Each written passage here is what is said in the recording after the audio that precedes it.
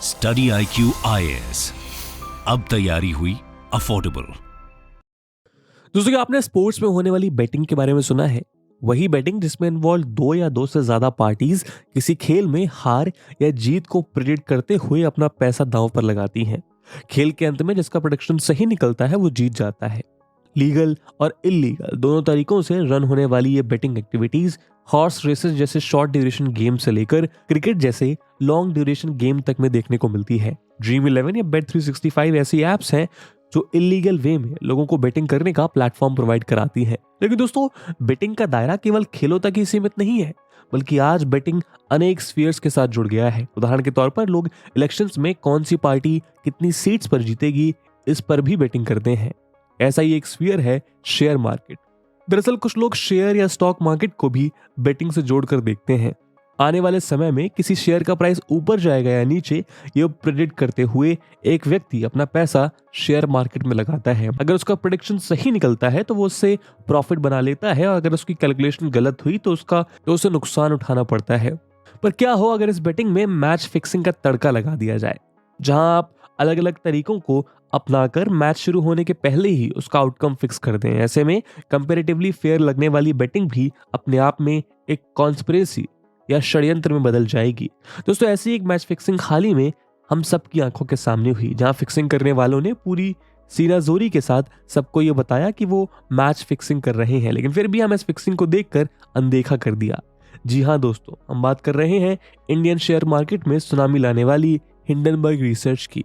वही Hindenburg research जिसकी एक रिपोर्ट ने न केवल अडानी ग्रुप की लिस्टेड 7 कंपनीज के मार्केट वैल्यूएशन को 125 बिलियन US डॉलर से भी ज्यादा का झटका दिया है, बल्कि जिसने फंडामेंटली स्ट्रॉन्ग कहे जाने वाले इंडियन स्टॉक मार्केट को भी मुंह के बल गिरने पर मजबूर कर दिया। लेकिन इन सब के पीछे किसी ने इस बात पर गौर नहीं किया कि जहां एक तरफ इस मार्केट क्रैश से इंडियन इन्वेस्टर्स खून के आंसू रो रहे थे, वहीं दूसरी तरफ हिंडनबर्ग पर्दे के पीछे बैठकर अपनी जेबें भर रहा था।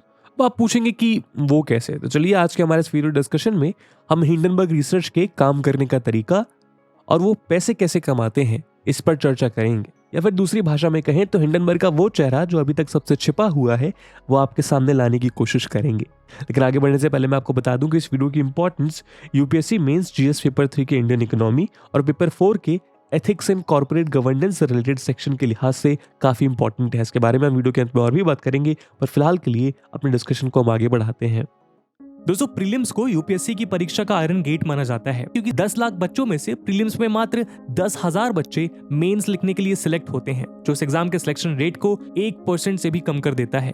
और इसी दुविधा और कठिनाई को समझते हुए स्टडी IQ आप सबके लिए लेकर आया है SIP यानी सक्सेस इन प्रीलिम्स प्रोग्राम, जिसके अंतर्गत मात्र 90 दिनों में आप प्रीलिम्स के आयरन गेट को क्रॉस करने में सक्षम हो जाएंगे। क्योंकि इस प्रोग्राम में आपको भारत की सबसे बेहतरीन फैकल्टीज से 200+ आवर्स की लाइव रिवीजन क्लासेस मिलेंगी, और इन लेक्चर्स के बाद आपको रिवीजन बुकलेट्स मिलेंगी, जिससे आप स्टैटिक और करंट कंटेंट को रिवाइज कर पाएंगे। CSAT की वर्कशॉप्स होंगी, और साथ में आपको मिलेंगे यूपीएससी की मिरर टेस्ट और ऑल इंडिया ओपन टेस्ट, जो आपको आपकी तैयारी का सही फीडबैक देंगे। दोस्तों, इस प्रोग्राम के अंतर्गत इन बैचेस में क्लासेस की स्टार्टिंग 7 फरवरी इवनिंग 7 PM से हो रही है। पर आपको ध्यान रखना है कि इसमें अवेल करते वक्त आपको AG लाइव कूपन कोड जरूर यूज करना है, जिससे इस प्रोग्राम के प्राइसेस ऑलमोस्ट हाफ हो जाएंगे, और मात्र 6,000 रुपीज के सुपर डिस्काउंटेड प्राइस पे आप इन बैचेस को अवेल कर पाएंगे।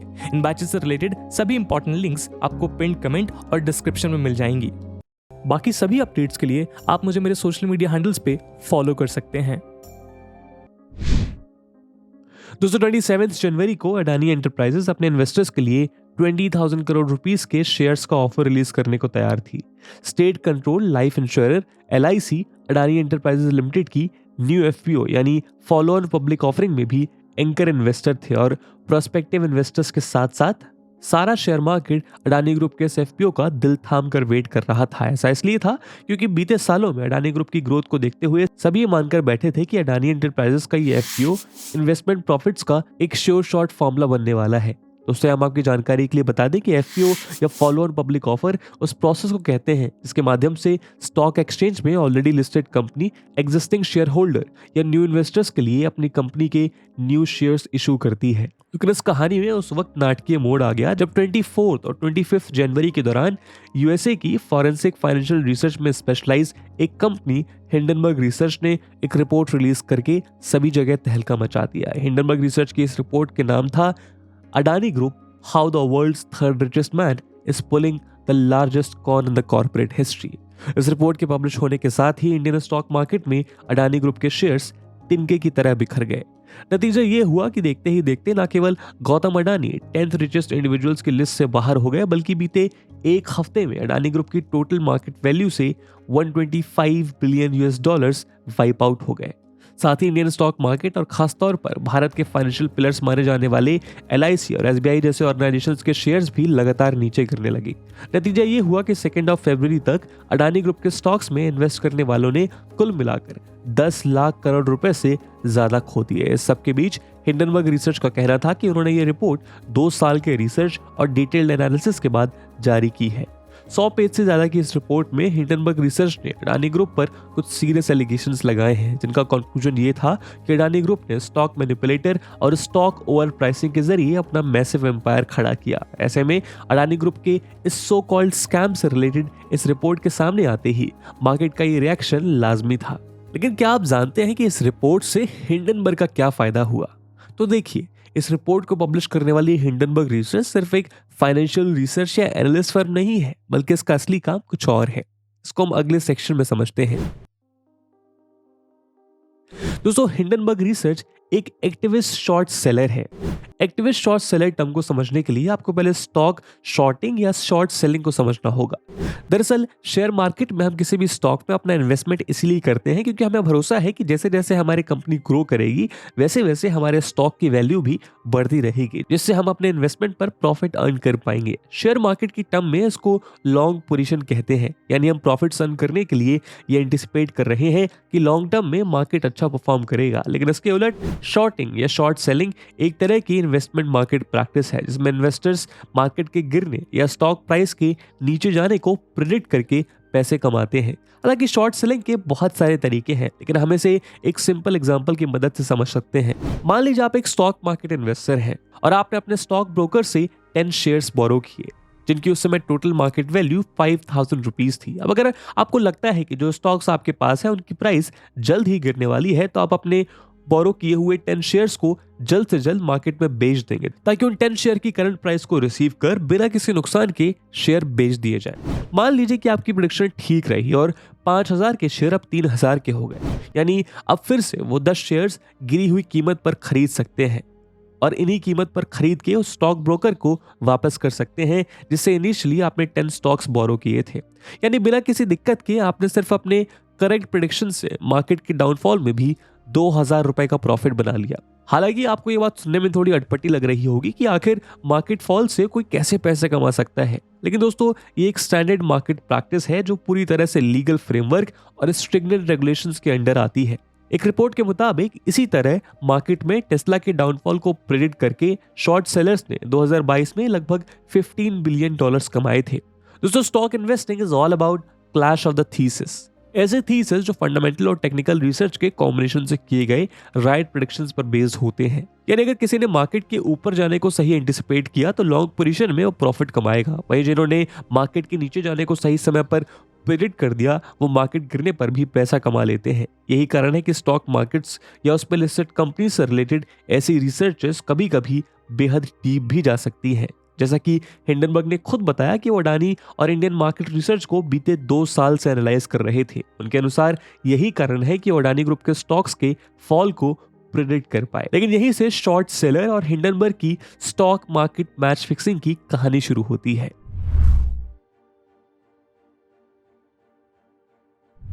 दोस्तों, जब हिंडनबर्ग रिसर्च ने 24 और 25 जनवरी के दौरान अपनी रिपोर्ट पब्लिश की तब उसने खुद ये डिक्लेयर किया कि वो अडानी ग्रुप को शॉर्ट कर रहा है, यानी जो कि अडानी ग्रुप एक डूबता हुआ जहाज है वो बल्क में अपने शेयर सेल करेगा। लेकिन क्या आपने ध्यान दिया कि वो अडानी ग्रुप जो बीते कुछ सालों में चीते की रफ्तार से भाग रहा था और हाल ही में एलआईसी जैसे एंकर इन्वेस्टर के साथ एफपीओ रिलीज करने वाला था, वो एकदम से कैसे सबकी नजर में खिलाड़ी से खलनायक बन गया? तो उसका सीधा जवाब है रिपोर्ट मार्केटिंग। दोस्तों हिंडनबर्ग रिसर्च आज से महज 5 से 6 साल पहले 2017 में एग्जिस्टेंस में आई थी। साल 2021 में जिस रिसर्च ऑर्गेनाइजेशन के पास महज 10 एम्प्लॉयज काम करते थे, उसने एकदम से सारी दुनिया को यह विश्वास दिला दिया कि एक मल्टी बिलियन डॉलर कंपनी का सूर्य अस्त हो चुका है। इस बात के लिए इस फर्म ने सारे हथकंडे अपनाए। उदाहरण के तौर पर अगर हम हिंडनबर्ग रिसर्च की इस रिपोर्ट पर ध्यान दें तो हम पाएंगे कि इसमें एनालिसिस के साथ साथ अपीलिंग वर्ड्स और सिस्टमैटिक स्क्रिप्टिंग के माध्यम से एक नैरेटिव बनाने का प्रयास किया गया है। जैसे कि इस रिपोर्ट में कहा गया है कि Adani group is pulling the largest con in corporate history. साथ ही गौतम अडानी पर भी पर्सनल अटैक करते हुए हिंडनबर्ग रिपोर्ट कहती है कि आमतौर पर गौतम अडानी अपने पब्लिक इंटरव्यूज में क्लेम करते हैं कि वो क्रिटिसिज्म के प्रति एक ओपन माइंड रखते हैं, लेकिन असल में गौतम अडानी अपने लिंक्स और पॉलिटिकल कनेक्शंस का इस्तेमाल करके क्रिटिकल जर्नलिस्ट और कमेंटेटर्स को या तो जेल में डलवा देते हैं या फिर लिटिगेशन के थ्रू उनकी बोलती बंद कर देते हैं। और इन्हीं ओवर ड्रामेटिक और हाइपोथेटिकल एलिगेशंस और स्टेटमेंट्स को देखकर साफ समझ आता है कि हिंडनबर्ग की असल मंशा कुछ और। ऐसे में सवाल यह है कि क्या इस रिपोर्ट को मार्केट मैनिपुलेशन टैक्टिक्स नहीं मानना चाहिए? आफ्टर ऑल इस तरह का हाइप क्रिएट करके अगर एक कंपनी खुद प्रॉफिट कमा रही है तो हम इस रिपोर्ट को चाहे किसी भी चश्मे से देखें, इसकी टाइमिंग और मॉडस ऑपरेंडी में बड़े बड़े लूपहोल्स नजर आते हैं। वही नहीं, रिपोर्ट्स के मुताबिक इससे पहले भी हिंडनबर्ग ने Nikola, SCWorx, Genius Brand, Ideanomics, Wins Finance, Genius Brands, ST Rocks, HF Food, Bloom Energy, एफ्रिया, ट्विटर इत्यादि कंपनीज के अगेंस्ट ऐसे ही रिपोर्ट से मार्केट स्पेकुलेशंस रिलीज करके शेयर शॉर्ट किए थे और अपना प्रॉफिट कमाया था। दोस्तों इस रिपोर्ट को लेकर एक दूसरा क्वेश्चन इनसाइडर ट्रेडिंग का भी है। दोस्तों हम आपकी जानकारी के लिए बता दें कि शेयर मार्केट की भाषा में इनसाइडर ट्रेडिंग का मतलब ऐसी कॉन्फिडेंशियल इंफॉर्मेशन के लीक होने से है जो कि पब्लिक में अवेलेबल नहीं है और जिस इंफॉर्मेशन को यूज करके स्टॉक एक्सचेंजेस में अनफेयर एडवांटेज उठाया जा सकता है। अगर हम हिंडनबर्ग की इस रिपोर्ट पर गौर करें तो हम पाएंगे कि इस रिपोर्ट में अडानी ग्रुप के बारे में ऐसी ढेरों सो कॉल्ड रिसर्च इंफॉर्मेशन है जो किसी भी पब्लिक प्लेटफॉर्म पर अवेलेबल नहीं है और ना ही इनके बीच कोई लॉजिकल इंटरफेरेंस ड्रॉ किया जा सकता है। यानी यहाँ जिस रिपोर्ट में साफ देखा जा सकता है कि हिंडनबर्ग ने एक्टिविज्म के नाम पर प्रॉफिट कमाने के लिए इनसाइडर इंफॉर्मेशन लीक किए हैं। उदाहरण के लिए हिंडनबर्ग रिपोर्ट क्वींसलैंड में कोल ट्रांसपोर्ट करने के लिए बिल्ड की जाने वाली रेल लाइन के संबंध में हुई अडानी की डील के बारे में मेंशन करती है, जबकि इस ट्रांजैक्शन के बारे में अडानी एंटरप्राइजेस की एनुअल रिपोर्ट में कोई स्पेसिफिक डिस्क्लोजर देखने को नहीं मिलता। ऐसे में हिंडनबर्ग पर इनसाइडर ट्रेडिंग का शक भी गहराता जा रहा है। लेकिन इस सबके बीच एक बात जो परफेक्टली क्लियर है वो ये कि हिंडनबर्ग ने अडानी ग्रुप पर एक क्रिटिकल रिपोर्ट पब्लिश की और उसे सोशल मीडिया और न्यूज नेटवर्क्स के जरिए ज्यादा से ज्यादा पुश किया ताकि इस कंपनी के स्टॉक पर नेगेटिव इंपैक्ट पड़े और इसी बीच अपने टारगेट अडानी ग्रुप के ही शेयर्स को शॉर्ट सेल करके प्रॉफिट कमा लिया। यानी इस रिपोर्ट के कारण जितने ज्यादा अडानी ग्रुप के स्टॉक्स गिरे, हिंडनबर्ग रिसर्च ने स्टॉक्स को शॉर्ट करके उतना ज्यादा प्रॉफिट मार्जिन अर्न किया।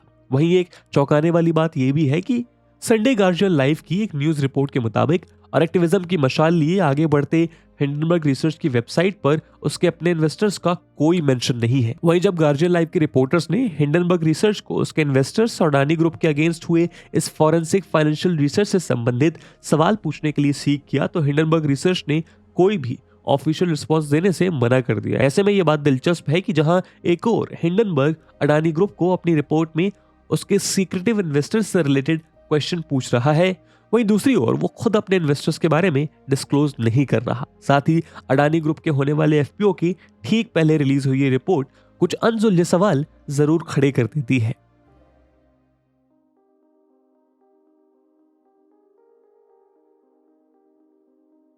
दोस्तों इस रिपोर्ट के आने के बाद से ही अडानी ग्रुप लगातार बैकफुट पे जाता दिखाई दे रहा है, जहां एक और अडानी ग्रुप के टॉप लीगल ऑफिसर जतिन जलुंधवाला का कहना है कि ये रिपोर्ट एक मैलिशियसली मिस्चीवियस अनरिसर्च्ड रिपोर्ट है जिसका मकसद न सिर्फ एक भारतीय कंपनी को पीछे ढकेलना है बल्कि इंडियन फाइनेंशियल मार्केट और इन्वेस्टर्स को भी नेगेटिवली अफेक्ट करना है। वहीं दूसरी ओर अडानी ग्रुप ने हिंडनबर्ग रिसर्च के अगेंस्ट इंडिया और यूएस दोनों में ही लीगल प्यूनिटिव एक्शंस लेने का फैसला किया है। वहीं इस रिपोर्ट के रिप्लाई में अडानी ग्रुप ने एक 400 पेजेस से भी ज्यादा का एक काउंटर रिपोर्ट पब्लिश की है साथ ही इन्वेस्टर्स और वॉलेटाइल मार्केट को देखते हुए अडानी ग्रुप ने अपने ओवर सब्सक्राइब्ड एफपीओ को भी विड्रॉ करते हुए इन्वेस्टर्स को उनका पैसा लौटाने का फैसला किया है। लेकिन इस सबके बीच ही स्टैंडर्ड्स एंड पुअर्स ने अडानी ग्रुप के आउटलुक को नेगेटिव टैग दे दिया। यही नहीं, यूएसए में अडानी ग्रुप की 3 कंपनीज के एडिशनल सर्विलेंस मेजर्स में डाले जाने के बाद S&P डॉ जोन्स सस्टेनेबिलिटी इंडेक्सेस से अडानी एंटरप्राइजेस के शेयर्स को रिमूव करने का फैसला लिया गया, जिसे 7 फरवरी को इंप्लीमेंट कर दिया जाएगा। साथ ही आरबीआई ने भी इंडियन बैंक से अडानी ग्रुप के एक्सपोजर के डिटेल्स मंगवा लिए हैं।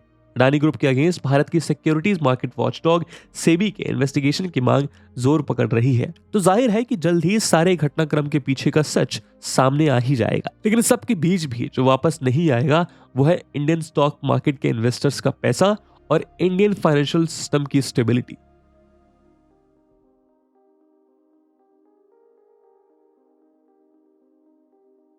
दोस्तों, इस वीडियो में हम अडानी ग्रुप को सही या हिंडनबर्ग को गलत बताने की कोशिश नहीं कर रहे हैं, लेकिन यदि एक ऐसी फर्म जो किसी रिपोर्ट को पब्लिश करते समय खुद ही कॉन्फ्लिक्ट ऑफ इंटरेस्ट के जाल में फंसी हुई है, तो क्या ऐसी पब्लिकेशन को लीगल या एथिकल ठहराया जा सकता है? क्योंकि अगर ऐसा है तो क्या हम मार्केट रेगुलेशन और उसे कंट्रोल करने की जिम्मेदारी के लिए बैठे सेबी और आरबीआई जैसे वॉचडॉग्स के हाथों से सच और गलत को ढूंढने का काम लेकर इस तरह के प्राइवेट ऑर्गेनाइजेशंस के हाथों में दे देना चाहिए?